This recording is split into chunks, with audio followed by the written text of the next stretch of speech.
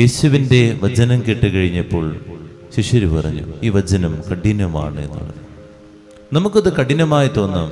ജീവിതത്തിൽ തൊടാതെ വരുമ്പോൾ, ജീവിതത്തിൽ പതുക്കെ പതുക്കെ ഞാൻ എന്തെങ്കിലും മാറ്റം വരുത്തേണ്ടി വരും എന്നുള്ളത് വരുമ്പോൾ ഇത് കഠിനമായിട്ട് വരും.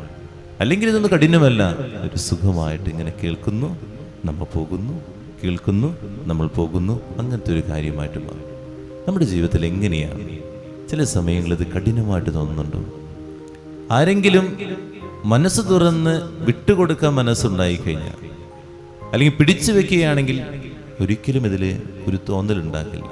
നമുക്ക് എന്തെങ്കിലും തോന്നലുകൾ കടന്നു വരണമെങ്കിൽ ഇതെൻ്റെ ജീവിതത്തെ സ്പർശിക്കുന്നുണ്ടെന്ന് വരുമ്പോഴാണ്.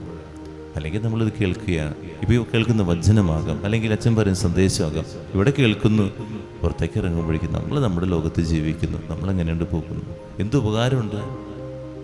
ശിഷ്യർക്കിത് കഠിനമാകാൻ കാരണം ഇത്രയേ ഉള്ളൂ, എൻ്റെ ജീവിതത്തിൽ എന്തൊക്കെ മാറ്റേണ്ടി വരുന്നുണ്ട് എന്നുള്ള തോന്നൽ വന്നപ്പോഴാണ്.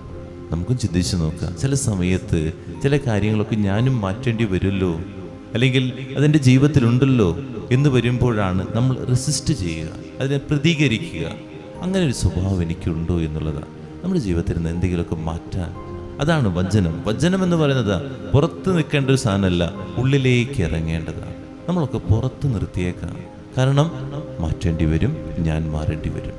മാറണം. ഇതെന്ന മാറാം നമ്മൾ, അത് നമ്മൾ ചിന്തിക്കേണ്ടത്. അവസാനം മരിക്കണ സമയത്തേക്കാണ് ഇത് മാറ്റി വെച്ചിരിക്കണേ.